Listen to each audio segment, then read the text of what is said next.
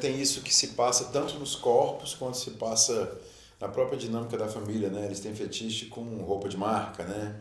Eles têm fetiche com comida pronta, eles têm fetiche com uma série de coisas. Então acho que isso falta um pouco. A primeira coisa que me chama muito a atenção quando a gente foi assistir o Rosebud Running é que o seu último filme, que foi o Motel Destino, tinha sido um filme de super interna, super confinado. E a gente passa para um filme, de novo fora do Brasil, com bastantes cenas externas, com bastantes planos super amplos. Eu queria perguntar um pouco sobre como foi essa mudança de sistema de produção para você. Claro. Eu acho que tem algumas coisas assim.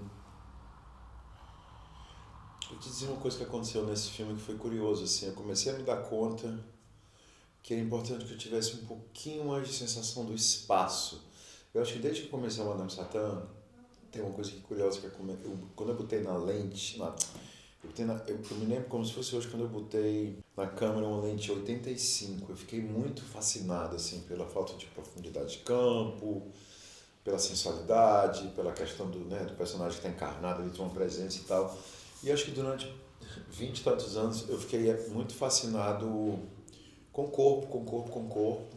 E aqui eu acho que tinha uma coisa que, além do corpo, eu acho que tinha uma coisa do grupo, né? Uma família, assim. Então, eu acho que isso tem a ver um pouco com isso. Como é que eu faço esse retrato dessa família, assim? O Vida Invisível já tinha um pouco, agora o Vida Invisível era complicado, assim, porque ele é um filme de época. Então, não dá pra você abrir muito o plano, né? Porque você tem que dressar não sei quantas coisas, é uma fortuna, assim. E eu não tinha esse orçamento. Aqui, não é que eu tinha um grande orçamento pro tamanho do filme, assim, mas eu tinha ali o desejo de capturar também esses personagens ao mesmo tempo, né? Porque, pô, já é difícil acreditar que eles são uma família, né? Tudo diferente, né? Mas quando você não bota no mesmo quadro. Então, essa coisa de abrir o quadro tinha a ver com isso, mas tinha a ver também com uma negociação que eu fiz o tempo inteiro nesse filme, que é a gramática da sátira, né? A sátira, ela geralmente, é engraçado estar nessa sala aqui, você fica olhando de longe ali, um monte de maluquice acontecer, que você vai rindo e tal. Mas pra mim era muito importante ter os dois, assim, porque essa família fazem julgá-los, já são um bando de doido. E era importante que eu tivesse, de alguma maneira, próximo, sentindo um pouco o calor deles. Então eu esqueci esse filme, como era um filme contemporâneo, que era filmado numa casa transparente e tal, eu fiz sempre questão um pouco de abrir e tornar ele um filme um pouco mais, que respira mais e que, portanto, julga menos. Aproveitando já o gancho dessa relação com os atores, eles falaram, né, na coletiva de imprensa que teve muito ensaio e chegaram para gravar e a regra era esquece tudo que foi feito no ensaio, vamos Foi, o começar Jamie falou tudo. isso, né? Queria Olha, perguntar um pouco desse clima do set, de como foram essas gravações, claro. com esse pessoal que tá super em alta também, né? São atores muito conhecidos, né? Muito famosos, assim. Olha, foi muito complicado, eu te diria. Teve algumas coisas. Foi complicado estar todo mundo junto, né? Porque são agendas, né? Acho que a maior dificuldade de trabalhar com esse, né? Porque é um filme de ensemble, assim, é um filme de grupo, né? Nunca mais fácil. Quer dizer, nunca mais, sei lá, sempre vou fazer alguma coisa que eu digo nunca mais fácil. Mas eu não tinha me dado conta, assim, da encrenca que é a agenda dessas pessoas. Então, a primeira coisa era a agenda. Segundo, assim, são pessoas que normalmente não têm esse tempo de ensaio. Vai lá, filme e sai, entendeu? Um pouco a indústria anglo-saxônica é um pouco pautada nesse tipo de método. E para mim era muito importante, porque eu estava adaptando quase uma peça de teatro. O que o F. Timmins escreveu era brilhante, mas era de fato muito teatral, assim.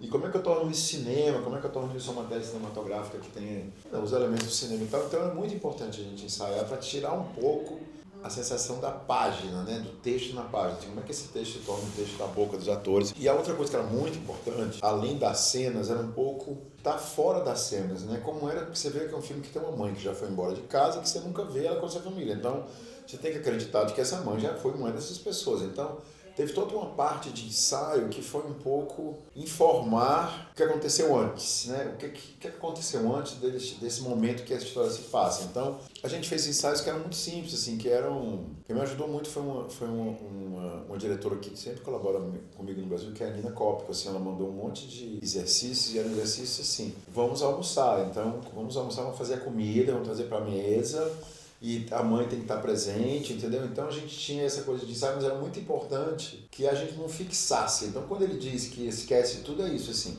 Lembra de estarem na mesma mesa, lembra de estarem juntos, mas não precisa fazer as mesmas ações. Vamos descobrir as ações na hora, a gente fica nas ações que a gente descobre na hora. Porque eu acho que também, quando você sabe demais, você engessa, né?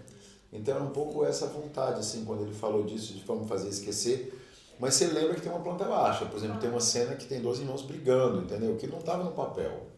Mas a gente ensaiou, eu achei que aquilo era o que eles tinham que fazer como ação. E aí depois, como que eles vão fazer isso no dia e que tipo de briga que é. Eu acho que você tem que manter isso muito... É isso, você tem que confiar na intuição do momento mesmo, né? Claro. Aí é uma curiosidade, assim, de cinéfila, desculpa. Imagina. O filme foi filmado em película? Não, infelizmente não. Porque dá uma impressão de... Eu trabalho muito com 2 coisas nesse filme. Tem uma coisa muito interessante falando em cinefilia, assim. Era muito importante, né? Eu sempre trabalho com as palavras-chave, assim, que eu estou pensando numa história, entendeu? E aqui, dramaturgicamente, tinha uma questão importante, que era a questão do isolamento, né? Assim, toda a bagunça que essa família tem, esses sentimentos errados atravessados, essa sensação de serem personagens fraturados, são consequências de um regime de isolamento, assim, né? Quanto mais rico você é, mais isolado você fica. E aí, a primeira coisa que a gente fez foi falar, olha, e eu nunca tinha feito isso, eu queria fazer esse filme com a mesma profundidade de campo, sempre. Então, tinha que colocar um monte de filtro para isso acontecer, então o filme ele é todo 2.0. Então o 2.0 já tem um negócio, né? Porque né, o problema do vídeo e o problema das lentes um pouco mais abertas é que você vê tudo, né? Não tem nenhuma sensação de mistério. E aqui era muito importante que a gente criasse uma sensação de mistério, tem um pouco quase de filme de terror no final desse filme. E ao mesmo tempo uma sensação de isolamento e ao mesmo tempo uma vontade de criar algo que seja lindo, né? Porque é uma história tão... É uma história muito... É uma história estranha, assim, né? Com muito desconforto. Então, essas coisas todas fizeram com que a gente optasse para ter o que é. A gente ia filmar em película, mas eu falei, gente, é muita gente, assim, eu tenho... É muita gente, há muito pouco tempo a gente teve, parece que né, um filme que custou não sei quantos milhões de dólares, não custou tantos milhões de dólares assim, né? O filme foi feito muito rápido. Então a gente optou por trabalhar com digital, com essas características. E óbvio que tem um trabalho de pós-produção ali que não é ficar imitando o cinema, mas que tem a ver mais com a saturação né, da prata mesmo, né, do filme analógico, do que com a saturação que você tem quando você filma em digital. E criar essa sensação de conto de fadas, assim, acho que o filme, sabe como os irmãos Grimm contam os contos super... A gente tem até ali o elemento das estátuas que dão super essa impressão. Totalmente, E de ter algo meio fantástico, assim. Sim. E é uma pena, mas eu acho que a gente conseguiu fazer um trabalho e muito trabalho de escolha das coisas óticas, da lente que é, com a profundidade de campo dessa lente, até onde ela vai. Então teve um trabalho de pesquisa grande por conta de ser digital. Tem uma questão de construção de sons a partir de coisas do cotidiano e não usuais. Eu queria perguntar o que foi... Assim, se puder dar uma palhinha... Eu adoraria falar do Matthew, foi uma das colaborações como compositor mais instigantes que eu já vi na minha vida. Era um filme que eu não tinha a menor ideia do que é que tinha que ter de música, mas que eu sabia que tinha que ter música, porque eu acho que quando você faz um filme contemporâneo, que é um tanto fabular, a música ela, é isso que tira ela do real, né? Porque a imagem é a imagem, entendeu? Por mais que você trabalhe na direção de arte e tal.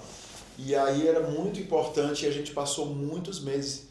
Eu não sei muito explicar para o compositor o que eu quero de música, sempre é uma situação um pouco delicada assim. E ele vai tentando. E aí no final a gente entendeu que a música tinha que ser uma música não que ilustrasse a cena, mas criasse uma sensação de estranheza, de improbabilidade, que ela viesse ao contrário do que está acontecendo na imagem. Então, foi o máximo trabalhar com ele, cara, porque é isso, ele é um músico experimental. Esse filme não tem nenhuma música experimental, mas ele tem algo que vem da imaginação de alguém que é um inventor. Então, foi muito, e ele é obsessivo, e ele vai quadro a quadro. Ele tem uma coisa assim de que é muito prazeroso. Eu também, né, não tem muito como você fazer o que a gente faz sem ser obsessivo, entendeu? Então não fica bom. E a gente estava muito junto, assim, nesse sentido de encontrar qual instrumento, mas sempre com essa coisa de que não é uma música ilustrativa, que é uma música que faz você evocar, que evoca algumas coisas que provavelmente são o contrário do que estão na imagem, assim. Então foi realmente... Eu acho que ele gostou também, eu acho que foi uma colaboração, assim, muito instigante, entendeu? Assim, ele também tinha uma coisa que a gente tinha um pouco raiva de rico, entendeu? Então...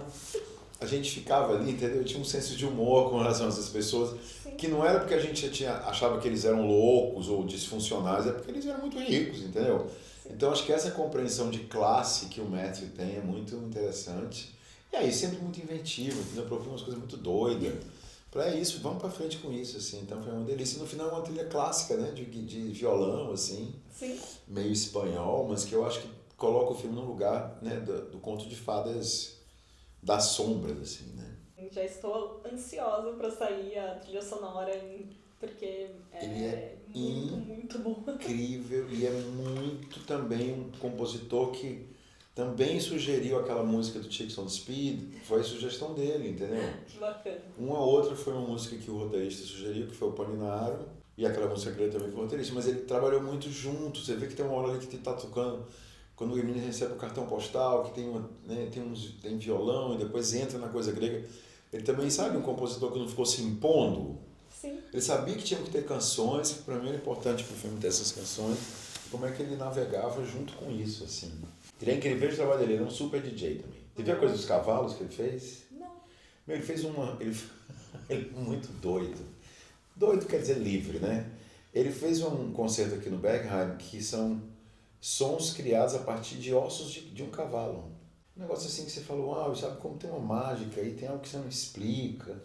Ele tem uma coisa com sons do cotidiano, tem um documentário muito legal dele na televisão alemã, francês alemão que chama Arte, que é bem bonito. E ele é divertido, e ele é engraçado, entendeu? Sim. Não tem aquela coisa do músico que tem, uma coisa assim da música. Sim. Ele tá muito a serviço do filme, assim. E aí, a gente entra em mais uma questão que eu sei que é o que as pessoas sempre vão acabar falando, que são as muitas cenas de quase sexo. Diferente do que vem da maioria dos seus filmes, aqui parece que o sexo vira fetiche. Não é mais o sexo. E isso entra também na questão do...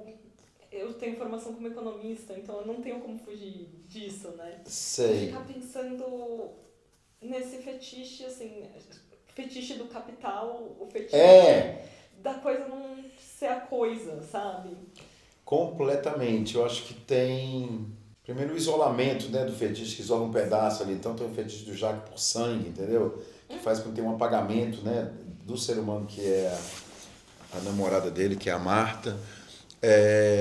E tem mesmo assim, né, tem isso que se passa tanto nos corpos quanto se passa na própria dinâmica da família, né? Eles têm fetiche com roupa de marca, né? Sim. Eles têm fetiche com comida pronta, eles têm fetiche com uma série de coisas. Então acho que isso falta um pouco, fala também da sociedade que gerou essa família como sociedade do absoluto né, e consumo o tempo inteiro. Então eles estão sempre recebendo coisa em casa, entendeu? E eles guardam umas roupas há muitos anos que eles guardam porque são muito caras. Então é isso, assim, é um fetiche da acumulação também, né? Que é um fetiche do capitalismo, né? Acho que é tão importante a gente decifrar isso quando está escolhendo uma história, assim, é o mesmo tema que se desdobra em diferentes maneiras, né? A acumulação do capital faz com que ele se isole, a acumulação do capital faz com que eles consumam muito.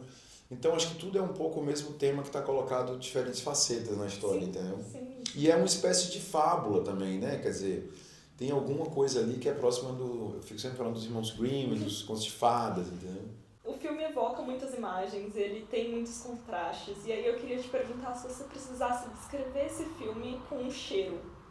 Outra pergunta boa. Que cheiro esse filme teria? De sangue, eu acho.